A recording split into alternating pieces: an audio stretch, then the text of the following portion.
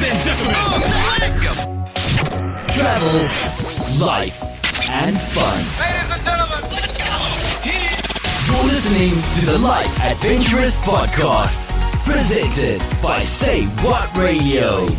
Welcome, Life Adventurists, to another amazing episode of the Life Adventurist Podcast. I'm Jenny Hollow, your host, and I am so excited to share some of my favorite places to travel, and I am dreaming of travel right now, especially with being at home this summer and this year a lot more.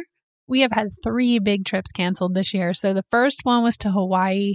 We go to Hawaii every other year and we spend 2 or 3 weeks there. And we were going to go this year for Jay's birthday, and that got pushed back. We're definitely going to go, but we weren't able to go this year. We had a trip to New York City. I just had my birthday July 3rd, and we were supposed to be in New York City for my birthday to be able to be there in the summer and for the fireworks and everything. So that got canceled. And then we had a trip to St. Kitts in October that got pushed back as well. So if you're anything like me and you have that wanderlust, like desire, that bug, that travel bug inside of you, you are itching for some travel. And of course, there's a lot of different ways that you can travel safely right now. RV sales are going nuts and RV rentals are going nuts, and you can explore your backyard and safely rent a condo or a home or go somewhere and still stay away from people. But I don't know, you can still do it. It's still possible. I'm going to share my top 10 places to travel. Now, of course, this list is literally just based on how I was feeling today and the places that came to mind, because I've been to like 40 of the 50 states here in the United States. And I've also been to, I haven't counted in a while, but like 20 or 30 countries. I've been all throughout Europe, the UK. I've been to Australia, New Zealand, Costa Rica, Jamaica, Bahamas, Canada, Mexico. I've been lots of different places. And of course, I want to continue to travel. So this list definitely is not to leave any other amazing place out there. These are just the ones that came to mind for me that were the most majestic, that hopefully you can do some research as well and add them to your Life Adventurous list and explore on your own. So without further ado, I am going to start with the top one on my list that came to mind absolutely immediately is Kauai. The island of Kauai in Hawaii is one of my most favorite places in the world, and specifically the Na Pali coast. It is absolutely fantastic. It's untouched beauty. There's so much of the island that you can't get to unless you explore it via helicopter. Or if you were like super extreme off-road type person, you maybe like hike through some extreme stuff, but there's no way. Like you have to do it by foot, carry your own pack and whatnot, or you would do it by helicopter, or you can see the Na Pali coast specifically by boat as well, or you can hike the Na Pali coast. It's a pretty intense hike. So the Na Pali coast, and then you've got the Grand Canyon of the Pacific, which is fabulous. The vibe in Kauai is spectacular. I can't wait to go back. We're supposed to go this year. We're going to be in Kauai in the big island of Hawaii. So I can't wait to go back. So that's number 1, Kauai, Na Pali coast. Number 2, you're going to find a trend through these that I really like: oceans, rocks, cliffs, nature. So you're going to see that that is going to be a trend through a lot of these on the list. And then at least you'll understand the lens that I'm picking these through. So number 2 is Australia. Australia is fabulous. And of course, it's massive like the United States. And when I was there, we did a little bit of time in Sydney, and then I spent the majority of the time in Rockingham, which is south of Perth. It's on the western coast of Australia. And there was a place that I loved that I went to multiple times, and I would love to go back. And it's Cape Peron. I don't remember how to say it. It might be Cape Peron, Cape Peron. I'm not sure the exact pronunciation at this point, but it's rocks and ocean. It was just so peaceful. I would get a cab to drop me off there and just hang out on the rocks and watch the water hit the rocks. And I would definitely go back there. And of course, I am sure there are lots of other fabulous places in Australia. Like I've got a friend who lives by, I think like Red Bluff. It's probably like 6 hours north or 7 hours north of Rockingham. And that looks fabulous. So that would probably be on my list too. So it was just a cool little hidden gem. Like I don't think people go, I'm going to go to Rockingham to go visit. Like it's not a place that you have on your list because it's just not a place that people think like the main spots. They think of going to Sydney and other places. The third place is New Zealand. I loved New Zealand. It was such a different experience in Australia. It's so beautiful. I wish we could have visited a lot more of New Zealand. We were specifically in the Auckland area, and there was a beach that was so fabulous. And I believe it was my first time, maybe second time seeing a black sand beach. And Piha, Black Sand Beach in New Zealand, was so cool. Okay, so you got the black sand. There's like a huge mountainous rock in the water. I wish I knew what the geological name for it was, but there's like a big, huge rock in the water that's massive. And then there's like these big cliffs, and it's this beautiful view. And the way you kind of come into it is you kind of like can see it from above as you come in, and then you kind of go down. And there, while exploring there were some tide pools, and saw really big, thick starfish in those tide pools. They were like this orangish red color. Also, there was some local New Zealand Maori tribe people there that were doing like a haka. So got to see that. And the water was cold, so it's not like we got in a lot. And of course, it was really like heavy tide. But I bought an artist picture there, and I took lots of photos. I mean, it was just, I would love to go back to that beach. It would be amazing. The fourth place is Ireland, specifically the Cliffs of Moher. I know that I probably said that wrong because I feel like someone has corrected me before. So the Cliffs of Moher, they are on the Aran Islands. And I went when I was in college on the study abroad. I did a study abroad in Wales, and we spent some time in Ireland. And they were just so cool. Like, we went on a really rainy day, and I'd be curious if it's rainy all the time there, where it's like kind of foggy and stuff, but the wind was like rushing water up these massive cliffs. These cliffs were absolutely massive, probably like the biggest ones I've seen in my life. And it was like rushing water up that. And like, so you kind of like want to like lay on the edge and peek your face over, but then you get blasted with a ton of water. Not like a wave, but like a spray of water in your face. But it was just so amazing. And I think it was one of the first big, amazing nature type cliff things that I've seen. That's probably why it sticks with me so magically. And plus, Ireland was really cool, and the vibe there was cool. And I went in college. So I'd love to go again as a person who's not all about getting wasted every night. I was in college where it was like, oh, drinking. Yeah, we're in Ireland. Let's go get drunk with all the people. It was about partying. I'd love to go now and re-experience it. Number 5 is the drive from anywhere on northwest coast of the United States. I mean, you can start really anywhere down to the southwest part of the United States. So along the western coast of the United States, along the Pacific Ocean. I specifically did it from San Fran to LA. And oh my God, it was one of my favorite trips. Once again, cliffs and water. I love the cliffs are so big and majestic and beautiful. Along that drive, you're coming down Highway 1, and there's a lot of places to stop off and take pictures and just experience a lot of little cute towns. And some of the places along that drive that really stood out was Monterey. Carmel by the Sea was a really cute town and a really cute area. Loved the vibe there. I wish we could have spent more time. I think we only linked at a lunch or dinner there. By far my favorite, and I would go back in an absolute heartbeat, is Big Sur. Big Sur Park. I think it was one of my favorite parts of that drive because it curves, it goes through all these mountains, these beautiful colors. We even stopped and hiked through Big Sur. You've got the big redwood trees. We stayed at someone's house in Big Sur Park that was fabulous through Airbnb. I can't wait to go back to Big Sur because it was just so cool. Oh my God, it was so cool. And then as you come down the coast, another really cool spot was where you get to see the elephant seals in San Simon. Oh my God, they're massive. And they have these like big elephant noses, and they're like making all these noises and kind of like, I don't know, playing or fighting with each other. And they're real big and flopping around, just laying there. There's tons of them on this beach.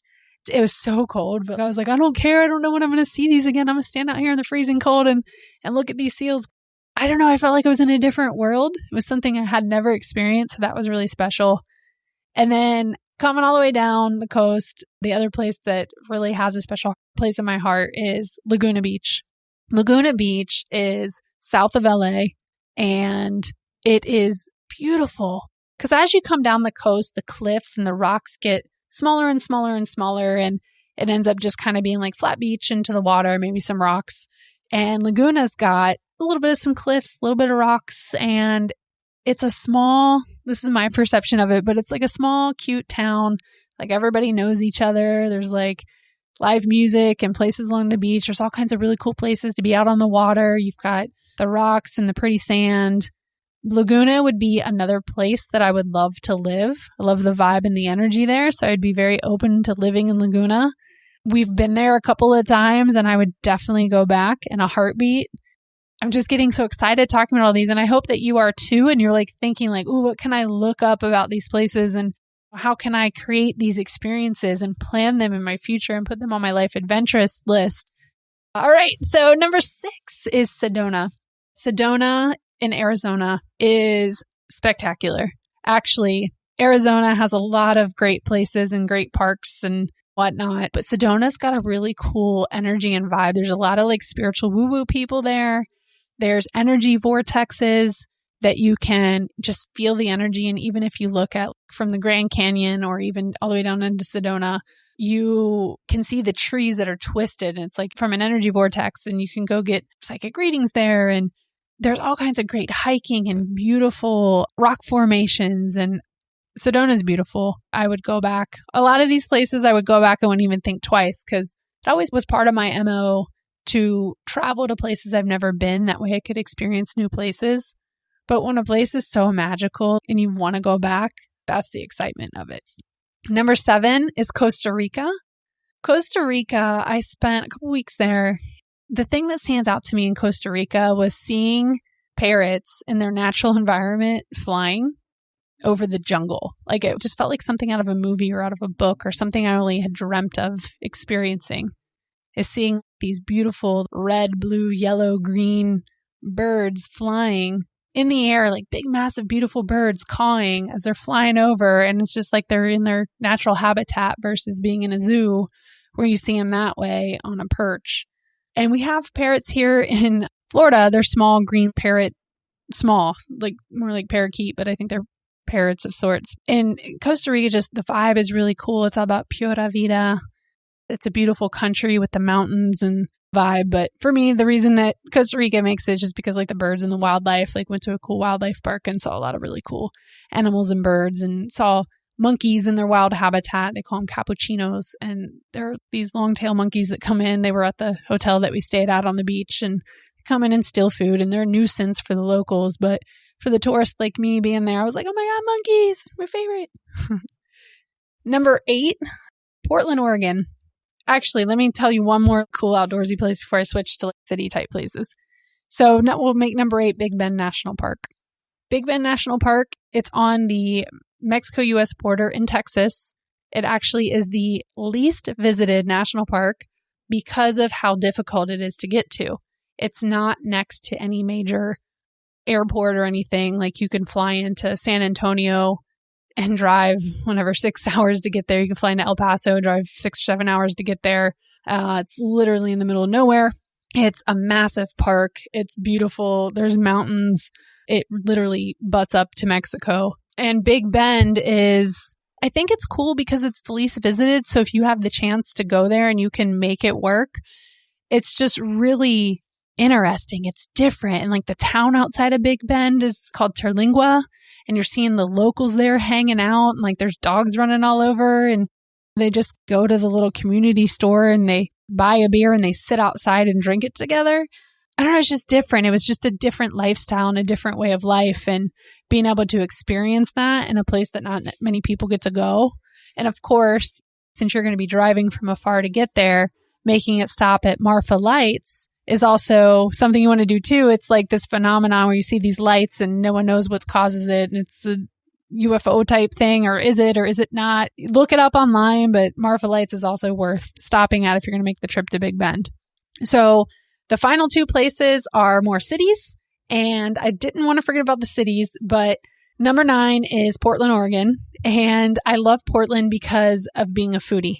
And there are so much good food in Portland, and we really like Asian food, and there's a lot of great Asian food in Portland. Like there's really good ramen and Vietnamese and Thai, and downtown Portland is so easy to get around and walk around, and public transportation, and of course Voodoo Donuts everybody goes crazy for, and just the diversity. And then you go a couple hours and you can get out to the coast once again with a totally different beach vibe than what I'm used to here in Florida.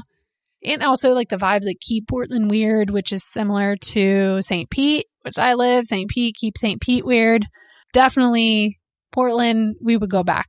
And the last one, drum roll please, is I'm just going to say the cities in Texas. Texas has a special place in my heart where between Dallas, Houston, Austin, San Antonio, the big four cities are also unique in so many ways. But the main reasons why I love Texas, and I would include this on the list, is the food. The food is absolutely amazing in Texas. Tacos are fabulous. The food is so flavorful. Each city, I can name multiple places that are amazing. And I like the vibe in each of those cities. And even if you go out to West Texas, there's unique vibes. If you go out to like Lubbock, or you go to Midland, Odessa, or you go to Amarillo, I mean, heck, there's a canyon in Amarillo, or you go to El Paso. I mean, anywhere you go in Texas, Tyler, it's also unique and so different and diverse. And the people are different and diverse in each of those cities, but specifically even in the four main cities. Austin's got a keep Austin weird type of vibe, and there's all kinds of great food there and food trucks, and you got hill country, so you can go hiking and get into some of the rocks and stuff like that and the water. And not far from there, San Antonio, it has a very strong Mexican influence there. You have a lot of great authentic Mexican food everywhere in Texas, but San Antonio's is even stronger. You have a lot of the history there. You get up into Dallas, Fort Worth, they're very different. And Dallas has got a lot of the fashion and the trendy, a lot of great food. Fort Worth is more about the cowboys and the locals. Once again, a lot of these things are across everything. And then Houston is where I lived for a few years and where Jay's from. And Houston's, it's just so big and diverse. It has like the most embassies, or the second or third most embassies in the country as far as the diversity that's there for the countries. So are you drooling? Are you drooling about where your next place to go is? And of course, I know I am. Now I got to go do something else that isn't as drool-worthy as this travel list here, but I can't wait to go add more to this list. I hope that you are excited and you got some ideas that you can add to your life adventurous list, that you can plan for the years to come, that you can go experience. And of course, in the meantime, experience your backyard, experience what's close to you and what will be safe for you to experience and exciting and fun. And most of all, keep on dreaming. All right, until next time. Thank you for listening to the Life Adventurist podcast. If you love this episode, remember to subscribe on your favorite podcast app. For course information, freebies, and to stay connected, join our Ohana, that means family, at www.2jhala.com/Ohana. Remember to stay positive, enjoy the journey, and most of all, keep those eyes open for all of the adventures surrounding you.